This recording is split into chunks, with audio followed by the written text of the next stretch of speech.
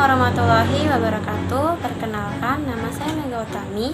Saya dari Prodi D4 Akuntansi Manajerial kelas 3B. Hari ini saya akan mereview bab 6, yaitu mengenai sistem pengendalian dan pengujian substantif. Untuk penjelasan lebih lanjutnya, mari kita simak video berikut ini. Pertama yaitu pengertian pengendalian intern. Pengendalian intern terdiri dari struktur organisasi dan seluruh metode yang dikoordinasi dan pengukuran yang digunakan untuk melindungi aktiva dan yang lainnya. Berikutnya, tujuan dari pengendalian intern yang pertama, menjaga kekayaan organisasi, yang kedua, menjaga atau menjamin keandalan data akuntansi, yang ketiga, meningkatkan efisiensi kinerja, yang terakhir, mendorong dipatuhinya kebijakan manajemen. Selanjutnya, berikut beberapa penanggung jawab pada sistem pengendalian intern. Yang pertama, manajemen, yang kedua, Dewan Komisaris dan Komite Audit, dan yang ketiga, auditor independen, yang keempat, personel lain entitas, yang kelima, auditor intern, yang keenam, pihak luar lain. Berikutnya, prosedur untuk menghimpun pemahaman terhadap sistem pengendalian intern. Yang pertama, menelaah pengalaman sebelumnya dengan klien.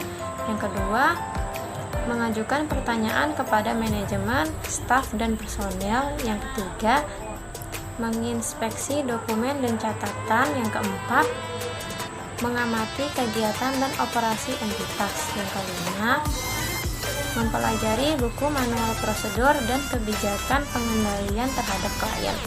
Selanjutnya, pengujian pengendalian. Pengujian pengendalian ini dilakukan untuk mengecek apakah kebijakan dan prosedur telah didesain memadai untuk mencegah atau mendeteksi suatu kesalahan.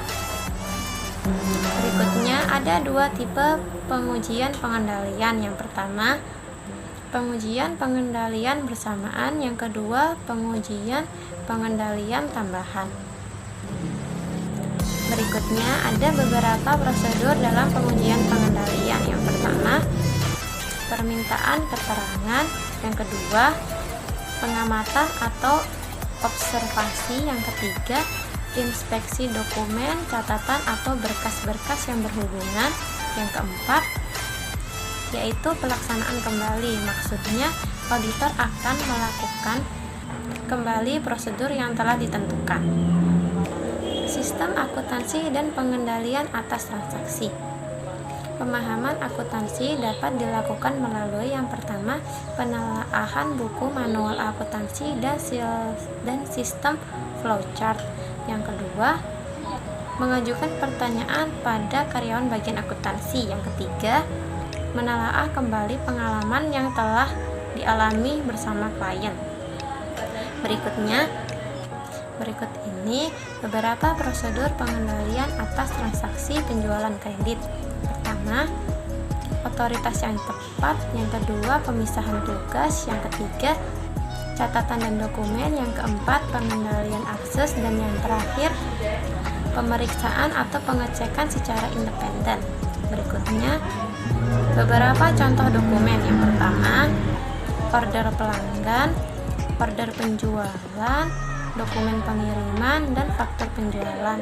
Berikut beberapa contoh catatan. Yang pertama, jurnal penjualan. Yang kedua, buku besar pembantu piutang. Yang ketiga, file transaksi penjualan. Yang keempat, daftar harga barang. Yang kelima, laporan bulanan.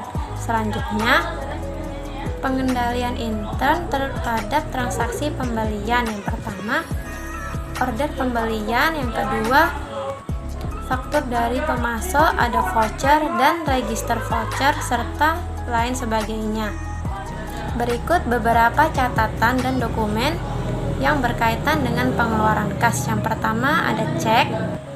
Yang kedua, ringkasan cek. Yang ketiga, file transaksi pengeluaran. Yang keempat, jurnal pengeluaran kas.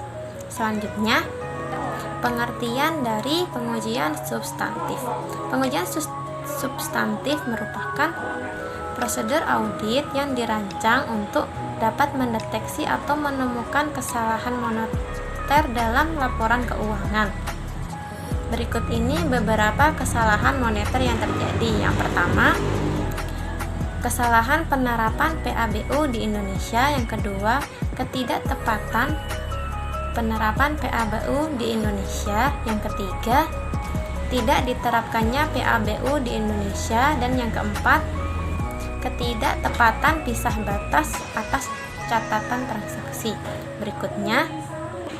Berikut ini beberapa jenis pengujian substantif. Ada 3 macam. Yang pertama, prosedur pengujian analitik. Yang kedua, pengujian terhadap transaksi rinci. Dan yang ketiga, pengujian terhadap saldo rinci.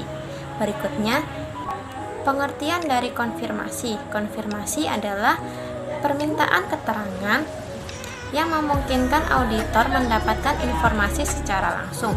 Konfirmasi ada 2 macam. Yang pertama, untuk konfirmasi positif adalah debitur cukup menjawab benar atau salah saldo yang tersisa.